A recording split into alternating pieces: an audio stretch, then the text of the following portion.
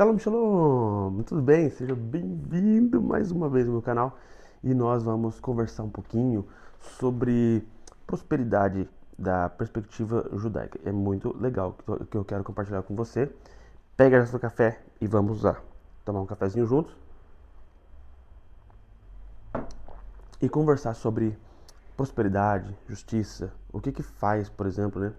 É muito falado por aí hoje, o judeu, ele é próspero, ele cresce, ele desenvolve, mas o que faz o judeu de fato ser próspero e abençoado? Você já parou para pensar nisso? Então, se a gente pegar esses princípios, a gente reproduzir em nossas vidas, a gente vai viver da mesma forma, a gente vai crescer do mesmo jeito, tá? Então, eu quero compartilhar com você um pouco de tesouro de folclore. Então, o tema desse vídeo é o carpinteiro de Jerusalém e o dinheiro. Eu vou ler aqui para você, tá bom? Mas enquanto isso, já dá o seu like, já se inscreve nesse canal e vamos começar.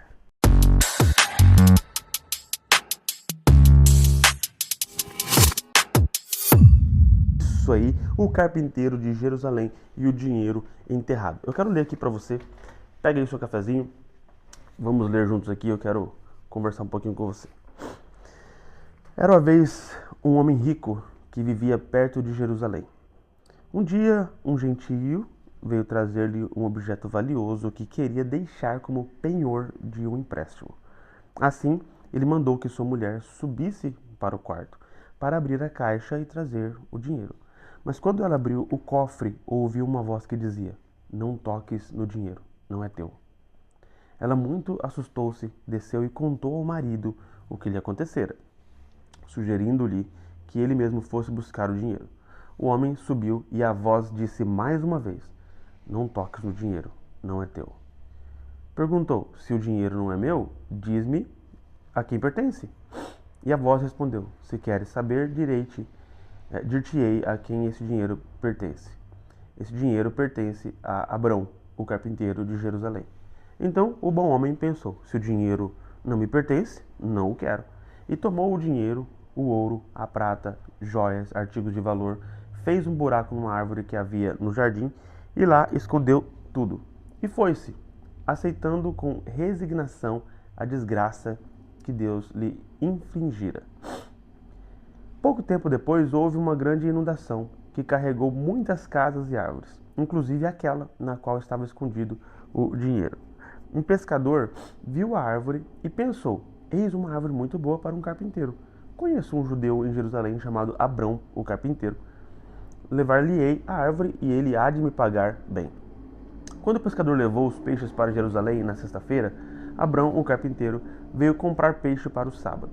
O pescador disse-lhe: "Abrão, tenho em casa um belo tronco de árvore que tirei da água. Tenho certeza de que pode te servir e que poderás fazer dele muitos objetos bonitos." Abrão foi com o pescador, viu o tronco e levou-o para casa. Ao cortar a árvore, encontrou o rico tesouro que o bom homem lá pusera. Abrão alegrou-se grandemente ao ver a sorte que Deus lhe dera.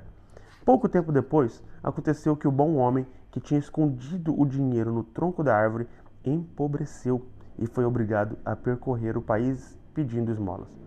Um dia disse à sua esposa: "Minha querida mulher, vamos a Jerusalém para ver se o nosso dinheiro alcançou seu destino, como disse a vós." E foram para Jerusalém até a casa de Abrão, o carpinteiro, fingindo que nada sabiam. Quando lá chegaram, numa sexta-feira, Abrão estava fazendo um brinquedo para o filho. Era costume pôr lindos vasos de prata na mesa, e quando o bom casal viu os seus próprios vasos, começou a chorar. Assim, a mulher de Abrão os viu chorando, perguntou o motivo, mas eles não quiseram dizer. "Certamente não chorais à toa", falou.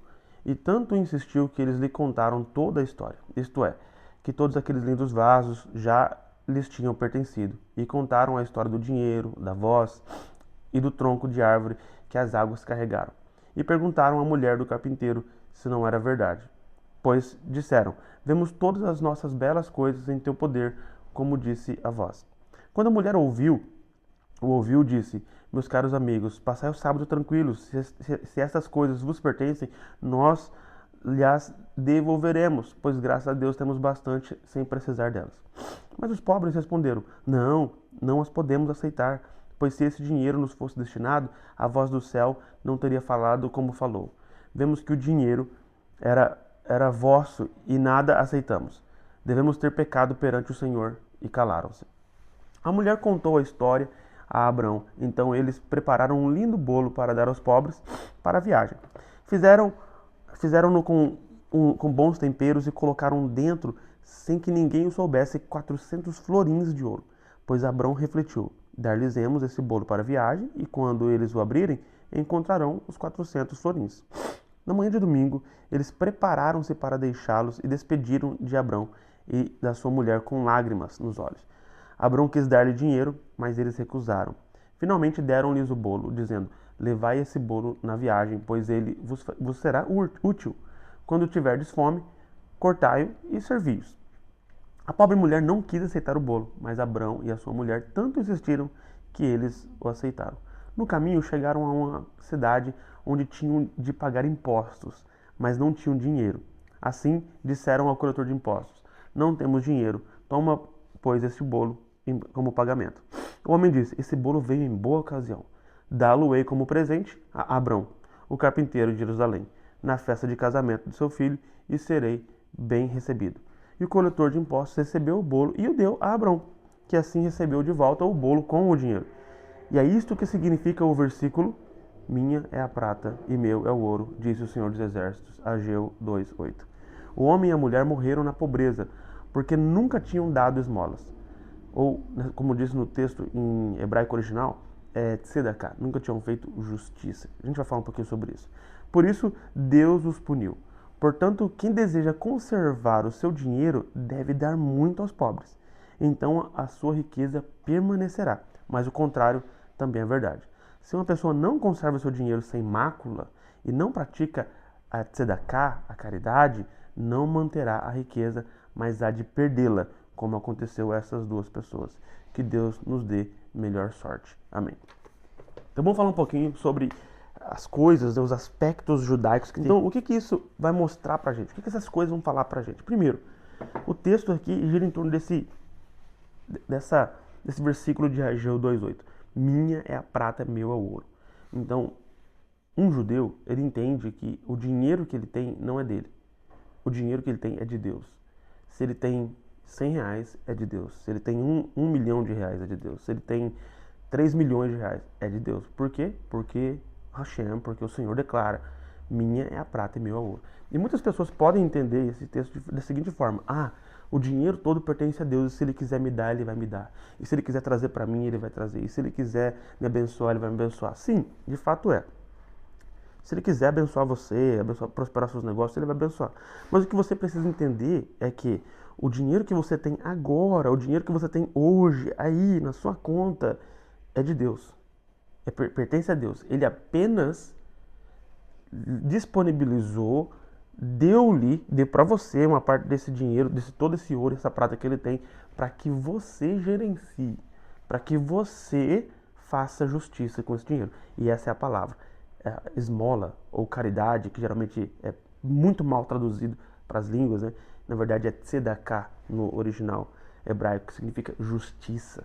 Então, se alguém não tem o básico para a vida, se alguém precisa de recurso financeiro, e eu tenho, e você tem, é nosso dever diante de Deus praticar justiça, ou seja, equilibrar a balança, fazer alguma coisa acontecer. Então, o rei Salomão vai falar assim: há quem dê deliberadamente e ainda assim prospera, e há aqueles que retêm os seus recursos e acaba caindo na pobreza. Então, enriquecer de fato diante de Deus não está exatamente ligado ao quanto dinheiro você guarda. Por quê? Você pode amontoar muito dinheiro agora e guardar, mas se você não fez justiça, se você não abençoa a vida de pessoas, se você não atende às necessidades das pessoas ao seu redor, quando alguém pede uma oferta, uma ajuda: olha, eu preciso pagar meu aluguel, eu preciso fazer aquilo, eu preciso de tal coisa, olha, eu queria comprar tal e tal coisa para minha família, e você não ajuda, nem que seja com uma parte do valor, né? A gente pode depois falar um pouquinho sobre os 8 degraus da tzedakah. Eu vou talvez gravar um outro vídeo falando sobre os 8 degraus da tzedakah, que Maimonides vai falar, né, sobre como funciona, quais são os níveis de tzedakah de acordo com a generosidade, e isso vai ajudar muito você a entender o que é fazer justiça, tá? Mas o fato é, a gente vai manter a nossa riqueza e a gente vai prosperar à medida que a gente prospera pessoas junto conosco, à medida que a gente abençoa pessoas ao nosso redor. Eu ouvi ainda um rabino essa semana falando, dizendo assim, o judeu enriquece porque quando ele quer enriquecer, ele quer enriquecer as pessoas ao redor dele. Ele entende que se ele enriquecer as pessoas junto dele, a riqueza dele será ainda maior. Então você entende? Então a nossa mente precisa ser essa. A mente de compartilhar e levar outras pessoas também ao desenvolvimento, ao crescimento, né? Algo interessante aqui que está implícito no texto, não está explícito, mas aquele casal de pobres chega na casa agora do então rico Abrão, né? E é tradicional do judaísmo, né? Que quando a gente vai celebrar o Shabat, se houver uma família de pobres, você pode chamar essa família para poder fazer o seder ali, né? Comer com você o jantar de Shabat. E aí foi justamente o que ele fez. Ficaram com eles ali naquele dia, né? Eles eram viajantes, né? Ficaram ali com eles no dia de Shabat e saiu no domingo. E o que é interessante, eles se relutaram para receber o bolo. E aí deu o bolo lá para o coletor de impostos e o dinheiro acabou retornando novamente para Abrão. Isso me faz entender uma coisa também, que o que é para chegar para você, vai chegar. O que é para entrar na tua conta, vai entrar na tua conta. Deus faz coisas maravilhosas. Por quê? Porque dele é a prata e dele é o ouro. Então, como nós temos o recurso em nossas mãos, nós temos que perguntar, Deus, esse dinheiro é teu. Então, quando a gente devolve, por exemplo, né, os dízimos, né, não é sobre prosperar pastores e rabinos e nada disso. É sobre nós entendermos que a prioridade, que o dinheiro não é nosso, o dinheiro é dele. Então a gente devolve isso para sustento dos líderes, dos pastores. Isso é bíblico, está lá, né? Foi essa a instituição do dízimo, né, desde sempre. Então a gente devolve para o Senhor porque o dinheiro é dele. Tudo é dele. Até os 90% que ficou na nossa mão é dele. É tudo dele. Então, Senhor, como você quer que eu utilize esses recursos? Abençoando a vida de quem? Fazendo o quê? Entende? Então aqui você precisa ter esse tipo de coração. O tipo de coração que, Deus, eu tenho aqui R$ 1.000 na minha conta, eu tenho aqui R$ 100 na minha conta. De quem é esse dinheiro? Primeiro, é de Deus, pertence a Ele, pertence a Hashem, pertence ao Altíssimo. O dinheiro que você tem é dele. Ele lhe abençoou, Ele concedeu que você utilizasse para as suas necessidades e também para que você faça justiça, para que você abençoe a vida das pessoas ao seu redor. Ah, mas eu nem sou cristão, eu não sou judeu, né? Não tem a ver com isso.